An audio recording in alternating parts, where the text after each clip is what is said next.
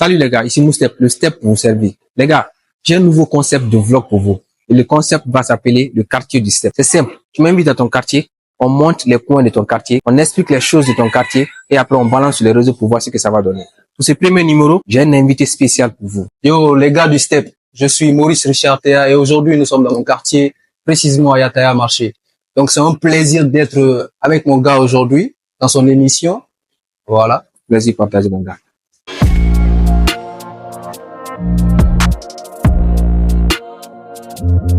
Comme je l'ai dit au début, le nom du concept, c'est le quartier du Step. Tu m'invites dans ton quartier, on parle des choses de ton quartier, mais aussi, on parle de la musique guinéenne, les gars, parce que c'est aussi ça. Donc, mon gars, pour commencer le truc, moi, je te demandais, qu'est-ce que tu penses de la musique guinéenne en général, mais en particulier, qu'est-ce que tu penses du rap? Je pense que c'est une super belle question. Moi, en général, je pense que la musique guinéenne, elle a du potentiel. Parce que on a une histoire à raconter, tu vois, on a un vécu qu'on peut essayer à travers la musique de promouvoir. Maintenant, lorsqu'on parle du rap guinéen aussi, comme je le dis en général, on a du potentiel au fait. On a des gars qui sont bien, mais je pense qu'il y a des choses qui manquent aussi. Comme quoi, par exemple? Voilà. Je pense qu'au niveau de la stratégie de communication aussi, et au niveau de l'éducation des auditeurs, il y a des choses à améliorer. Ok. Voilà. Ok. Ouais, c'est bon, je pense que c'est bon. Maintenant, moi, je voulais savoir. Parce qu'actuellement, lorsque tu prends des genres musicaux en Guinée, je vais parler de la musique commerciale et de la musique urbaine. La musique, on voit de plus en plus que la musique commerciale, c'est-à-dire le genre de musique qu'Azaï a fait ou Gili Kababine tout fait, a beaucoup plus de vues sur les réseaux que la musique urbaine. Notamment le rap. Parce que les gars sont orphelins de vues sur YouTube. Ok. Les gars sont orphelins de vues sur YouTube. Ok. Et la preuve en est que tu peux aller checker pour voir. Maintenant, moi, je voulais savoir, qu'est-ce que toi, tu penses de cela? Est-ce que les gars n'ont pas une bonne stratégie ou bien est-ce que les gars, en fait, ce qu'ils font, est-ce que les jeunes aiment ce qu'ils font? Est-ce que c'est pas le problème qui est là? Le fait qu'ils n'arrivent pas à faire des vues sur les réseaux. Parce que, en tout cas, je précise qu'il y a d'autres qui font des vues, comme Striker et Maxime Beka. Mais ces vues-là, c'est à long terme. Tu vois, lorsque tu prends un rappeur qui a fait plus d'1 million de vues et tu regardes le temps, tu vois que ça a plus de 3 ans ou 2 ans. Il y a des vues, mais c'est à long terme. Pourquoi je voulais savoir, ma question c'est, pourquoi les artistes, les rappeurs précisément, n'arrivent pas à faire le million de vues en moins de 24 heures ou bien en 24 heures? Qu'est-ce que tu penses qu'est-ce qui fait cela? En premier lieu, moi, je dirais déjà, c'est une question de communication. Maintenant, si on doit faire une comparaison entre le fait que la musique commerciale guinéenne fait plus de vues que la musique urbaine guinéenne, je pense que déjà, il y a une question d'investissement. Parce que si on fait une comparaison des clips, de la qualité surtout, même de l'audio des sons, tu te rends vite compte que la musique commerciale, il y a plus de travail qui est fait là-dessus que la musique urbaine. Ok, mais moi, il y a un truc qui me chiffonne la tête, c'est que, lorsque tu prends la musique urbaine, on est unanime que c'est les jeunes qui écoutent la musique urbaine. Parce que l'autre, c'est les VIP. La musique commerciale, c'est les VIP. Tu vois, et les jeunes ont beaucoup plus de temps d'aller sur les réseaux, regarder les clips que les VIP. Parce que les VIP n'ont pas trop le temps, tu vois.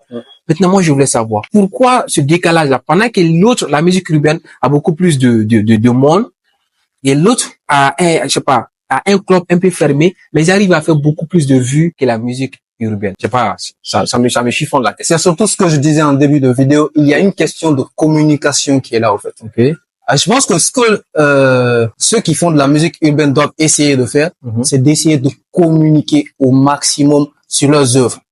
Parce que quelle que soit la qualité de ce que tu fais, s'il n'y a pas la communication qui va avec, il faut qu'ils essaient de vendre, pas uniquement à l'international, qu'ils essaient déjà de conquérir ceux qui sont là et tout.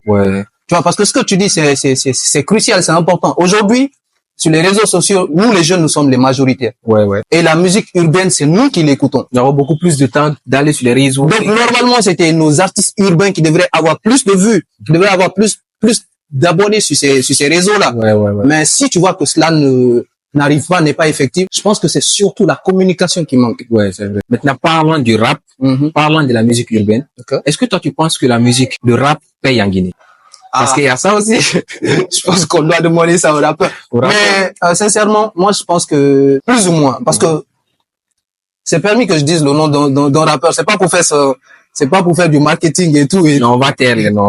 Ok, y a pas de souci. Il y a un rappeur, bon, je vais donner un indice, qui est cagoulé. Voilà. Donc, Donc, ça déjà dit ça, c'est un indice précis, ça. Non, alors. vas-y. Donc, du coup, moi, il y a une stratégie du gars que j'aime bien. Le gars, un moment, une année, il avait décidé d'organiser des concerts à l'intérieur du pays. Ok. Tu vois, je me dis, c'est une perception des choses que Ouais. très peu de rappeurs de Conakry surtout, on va dire ça comme ça, ou de la Guinée. En tout cas, moi, je confirme cela. Le gars Kangoulé, en tout cas, c'est le rappeur qui fait beaucoup plus de spectacles à l'intérieur du pays. Les autres sont concentrés seulement quand, Tu vois, seulement quand Conakry. sur une seule zone. Ouais, ouais. Et je me dis ce que je sais de lui parce que c'est quelqu'un que j'ai déjà côtoyé une fois. Ok, ok. Tu vois, même s'il y a vraiment pas un lien qui est là, mais je l'ai déjà côtoyé par le canal d'un autre gars à moi. Ok. Donc, je pense que le gars, il a commencé ça sans forcément des promoteurs. C'est pas des gens qui l'ont proposé ça, au fait. C'est ses propres, avec ses propres moyens, Ok. avec sa propre conception des choses, qu'il a décidé de mettre ça en place. Ouais. Et quand il a mis en place, ça a pris. Il allait faire un concert jusqu'au Mali, mon gars. Ouais. Waouh, je savais pas. Il allait faire un concert au Mali, il a ramené Wizi Montana, il a fait aussi une tournée avec Wizi Montana, un rappeur malien. Ouais. Donc, tu vois, mais je me dis ici, les rappeurs qui excellent un peu dans la zone Conakry, ils se disent, non, nous, on essaie de conquérir notre quartier, on essaie de conquérir, tu vois. Je pense que les gars, ils doivent essayer de voir grand, qu'ils se disent pas que ça se limite ici seulement. Il y a des gars, ils ont des musiques qui popent bien ici. Mais à l'intérieur du pays, ils sont pas connus. C'est vrai, c'est vrai. Tu vois, t'as été à Sigiri. Ouais, ouais. Tu sais très bien que ça marche pas là-bas. Déjà, D'abord, les gars, si vous regardez cette vidéo-là, sachez que à l'intérieur du pays, en tout cas les rappeurs, hein, vous n'êtes pas écoutés à l'intérieur du pays. pas du tout. Parce que tu vas prendre un rappeur à Conakry, tu pars à l'intérieur du pays, tu montes comme on appelle son clip ou bien son audio à quelqu'un, il va te demander mais c'est qui? Ils connaissent pas. Pendant que le gars se trouve en Guinée. Donc les gars, je pense que ce que mon gars dit c'est vrai. Regardez votre stratégie. Je pense que votre stratégie, vous n'avez pas une bonne stratégie de communication. Ça c'est un problème pour les rappeurs guinéens. Maintenant, mon gars, peut-être. Il y a un point que je voudrais souligner. Ok. Tu sais, le problème qui fait que, selon moi, ils essaient juste de s'axer sur une seule zone. Ils sont plus à la conquête de l'international, déjà qu'à la conquête du national, au fait. Ouais. Tu vois, les gars, ils veulent être kiffés en Côte d'Ivoire, au Nigeria, en Europe. Sachant qu'ici, déjà, même, ils sont pas écoutés. Tu vois? Les gars, vous avez compris le truc, hein. Je pense bien qu'après la vidéo là, si vous regardez la vidéo là, de revoir votre stratégie de C'est communication. important. Parce que moi, je connais des rappeurs, vraiment, les gars, j'ai pas cité des noms ici, mais même moi-même, je peux gérer votre stratégie de communication. Ok, mon gars, pour terminer la vidéo, qu'est-ce que tu penses de la musique guinéenne après 5 ans? Parce que vous n'êtes pas sans savoir que dans les années 60, les années 60 à 70, la Guinée était la plaque tournante de la musique africaine. Ok. Je sais pas si tu es renseigné de cela. Okay, parce que même il y a RFI qui en a parlé de ça sur Facebook. J'ai vu ça un jour. La Guinée était la plaque tournante de la musique en Afrique. Mais avec le temps, on voit que ça, lorsque tu parles de la musique africaine, en tout cas, tu peux citer le nom de la Guinée, mais peut-être c'est en dernière position. Okay. Donc, pour terminer cette vidéo-là, qu'est-ce que tu peux dire aux acteurs de la musique guinéenne? Qu'est-ce qu'ils doivent changer pour, en fait, permettre à la musique guinéenne de se repositionner à sa place d'avant? Ok. Avant de passer mon message, moi, je vais essayer. C'est en général, hein. Ouais, c'est pas les rappeurs, tous les artistes. La musique guinéenne. Avant de rebondir sur ta question, je vais essayer de revenir sur ce que tu disais. Les années pendant lesquelles la Guinée a excellé, peut-être à l'international ou dans la sous-région, je pense que ce sont des années où nos dévanciers, ils ont essayé d'abord de s'inspirer de nos cultures. Ouais.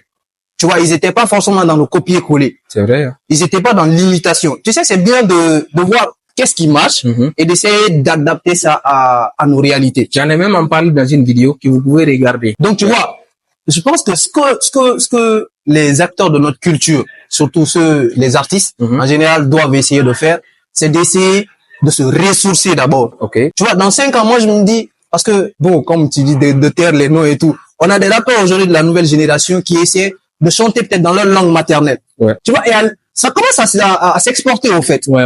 Tu vois, le fait de se ressourcer, de ne pas oublier ses racines et d'insérer ça dans ce que tu chantes, tu vois, pour moi, c'est une valeur ajoutée, c'est un plus, au fait. Ouais. Donc, je pense que dans 5 ans, si on essaie de faire ces choses, la musique guinéenne, mon gars, elle va briller fort. Ouais. Elle va briller parce que c'est pas le talent qui manque, au fait. En tout cas. C'est pas le talent qui manque. Mon gars, je pense que c'est fini. Les gars, ça a été un réel plaisir. Hein. J'espère que vous avez aimé la vidéo. Donc, si tu as aimé le concept, n'hésite pas de m'inviter dans ton quartier. Je débarque avec l'équipe.